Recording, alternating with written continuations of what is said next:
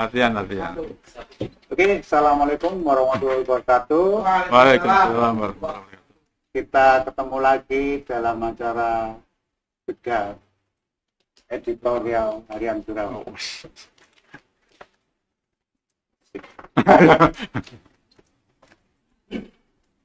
Tapi jangan lupa subscribe, like, and share. Oke, kita mulai dari yang pertama.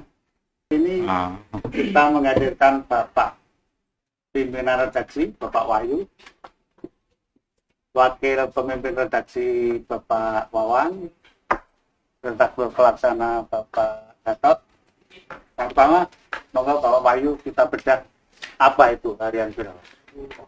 Mulainya apa? Baik, terima kasih Pak Bambang. Birawa itu adalah koran yang sudah cukup lama ya. Kalau dari lahirnya sudah 53 tahun ini, jadi media yang cukup lama. Itu artinya media yang sudah jelas secara bisnisnya, secara pemberitaannya. Nah, hari ini adalah Birawa adalah koran yang bersegmentasi birokrasi. Itu artinya pasar utamanya adalah birokrasi dan stakeholdernya. Oleh karena itu, rubrikasi yang ada di dalam Harian Birawa tentu terkait dengan bagaimana kinerja birokrasi. Misalnya ada eksekutif, kemudian ada pelayan publik, ada pendidikan, ada olahraga, ada Jawa Timur. Tapi intinya adalah bagaimana Birawa itu bisa mengemas semua pemberitaan itu untuk segmentasi birokrasi. Saya pikir itu Pak Bang. Mungkin pemirsa ya belum paham Birawa itu segmennya di kelas apa, mungkin bisa dijelaskan Bapak. Segmentasi Birawa itu birokrasi pemerintah daerah. Jadi umumnya adalah pelanggan kita adalah pemerintah daerah. Kalau sampai hari ini ya Jawa Timur dan Jakarta. Misalnya pemerintah kota, kabupaten, kalangan DPRD, kalangan pengusaha, kalangan perguruan tinggi, kemudian juga masyarakat umum yang punya perhatian terhadap isu-isu birokrasi. Jadi secara umum gampangnya begini, sebenarnya koran Birawa itu ya isunya hampir sama dengan koran umum yang lain. Cuma cara mengemasnya, kemudian angle-nya itu perspektif kepentingan birokrasi. Saya pikir itu. Cetak juga katanya ada online. Mungkin bisa jelaskan soal online. Terkait dengan itu, sekarang kan eranya digitalisasi. Oleh karena itu ya hampir semua media itu akan beralih menjadi media yang multi platform gitu kan ya. Ya ada cetak, ada video, ada online dan seterusnya. Jadi semua platform media kita coba kerjakan. Oke, kita lanjut. Jadi kita mau membedah ini dari halaman 1 sampai 12. Jadi untuk minggu ini mungkin ada yang sangat menarik di Harian Birawa. Saya akan coba bertanyakan pada Bapak Wawan sama Bapak Gatot, mungkin bisa menjelaskan berita yang menarik dari minggu ini. Monggo Pak Wawan. Cukup banyak berita yang menarik yang terjadi pasca Lebaran, terutama terkait program dari pemerintah, yaitu penyekatan yang pada saat Lebaran banyak sekali masyarakat yang tidak mudik, akhirnya untuk menghindari COVID, akhirnya pihak kepolisian maupun instansi terkait melakukan penyekatan di perbatasan, baik perbatasan provinsi maupun perbatasan antar provinsi maupun antar kabupaten kota. Nah, kemudian pasca Lebaran penyekatan itu memang sudah tidak ada, tapi tetap ada batas-batas tertentu yang harus dijalankan oleh hampir seluruh masyarakat, khususnya di Jawa Timur, agar mencegah perkembangan COVID. Sebab ada berita juga dari Pangdam yang menyebutkan bahwa virus COVID mutasi baru asal Afrika Selatan maupun Inggris juga sudah masuk ke Indonesia maupun Jawa Timur. Itu harus diantisipasi sama pemerintah. Kemudian berita-berita yang lain terkait ada beberapa nakes dari Konkesdes ya. Ya. Oh, ada nakes, beberapa ribuan nakes Konkesdes itu yang belum terbayar. Padahal kita tahu peran tenaga nakes di Konkesdes itu sangat vital, karena mereka lah wujud tombak untuk membuat masyarakat desa itu sehat. Sebab kita tahu sendiri akses dari desa menuju puskesmas juga tidak terlalu jauh, sehingga peran dari nakes itu sangat penting. Tapi syukurlah ada konfirmasi dari Kepala Dinas Kesehatan yang mengatakan bahwa semua sudah terbayar sekarang. Dan mungkin juga ada berita-berita lain terkait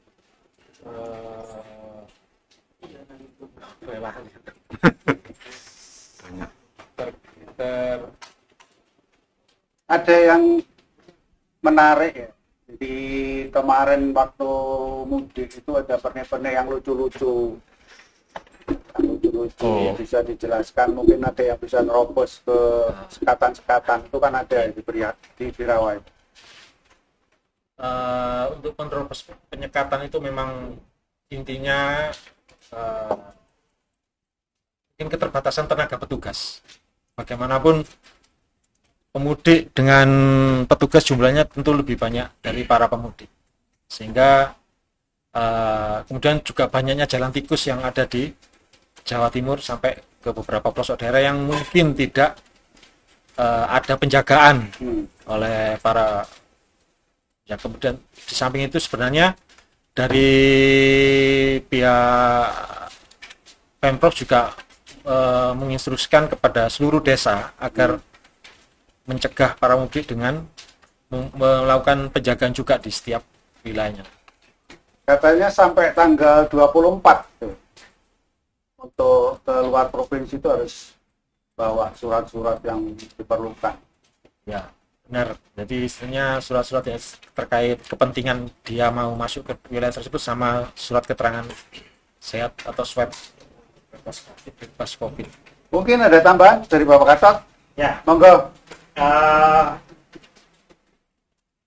Pasca Lebaran ini memang yang menarik adalah yang muncul di permukaan dan menjadi menghiasi halaman utama dari harian Birawai adalah masih terkait dengan COVID-19, terutama pasca Lebaran, karena ternyata memang masih ada banyak masyarakat yang melakukan mudik meskipun juga pemerintah daerah maupun pihak keamanan sudah melakukan pembatasan. Salah satu berita yang muncul itu memang masalah varian baru dari Afrika Selatan dan Inggris, tapi itu sudah terlacak. Itu diketahui karena pasiennya masuk ke rumah sakit darurat yang dipimpin oleh rumah sakit darurat yang ada di Surabaya, dipimpin oleh Laksamana Dewa Gede Nalendra. Itu sudah bisa terlacak. Kemudian masih terkait COVID-19 juga sempat muncul juga isu terkait kejadian pasca vaksin. Jadi memang menurut Kepala Dinas Kesehatan Jawa Timur, Dr. Herin Berlina, itu tercatat memang ada sekitar 353 orang yang mengalami kejadian pasca vaksin, dan ada 3 KIPI atau 3 orang yang dalam tahap serius, dalam arti ini mengalami kematian. Tapi itu setelah diverifikasi lebih lanjut, ternyata statusnya itu ternyata tidak terkait dengan vaksinnya. Jadi dia itu memang sudah punya penyakit bawaan sebelumnya. Yang menarik itu masyarakat mungkin bertanya ya, kemarin itu katanya yang ketangkep atau masuk di Surabaya yang tidak membawa surat-surat itu akan dimasukkan di asrama haji dengan biaya yang begitu mahal. Mungkin punya datanya soal itu, mungkin ada yang bertanya dari karena Wah, tangannya ganti. Nah, tapi dari pantauan Birawa, sebenarnya kebanyakan itu sudah tersekat di pintu-pintu masuk yang disekat oleh pemerintah. Seperti di Waru, jadi begitu ada begitu ada kendaraan non plat L dan B ya, nah, itu langsung disuruh putar balik. kayak di Ngawi itu dimasukkan di tempat yang sangat angker. Di Surabaya Gak ada angker, sementara Gak seperti ada angker. Di Sidoarjo juga dibikinkan tempat khusus itu mereka yang ya. Tapi beberapa catatan dari pemberitaan dari daerah, dari itu memang sudah ada banyak pemudik yang kemudian diketahui dalam tanda kutip tertangkap, kemudian memang diisolasi di instalasi yang disediakan oleh pemerintah setempat, seperti yang sempat terekam oleh Harian Birawa. Bisa pemirsa klik di website Harian Birawa, www.harianbirawa.id. Itu adalah yang sempat terekam itu yang diisolasi di IAIN Tulungagung.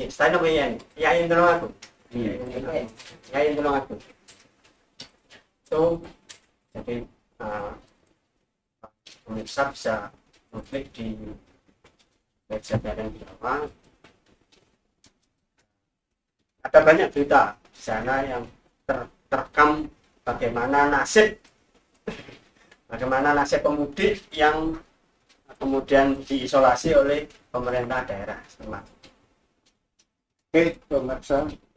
Jadi itu tadi kita bincang-bincang dengan awak redaksi. Saya akan hadirkan dari wartawan yang biasa meliput di lapangan, mungkin lebih seru ceritanya.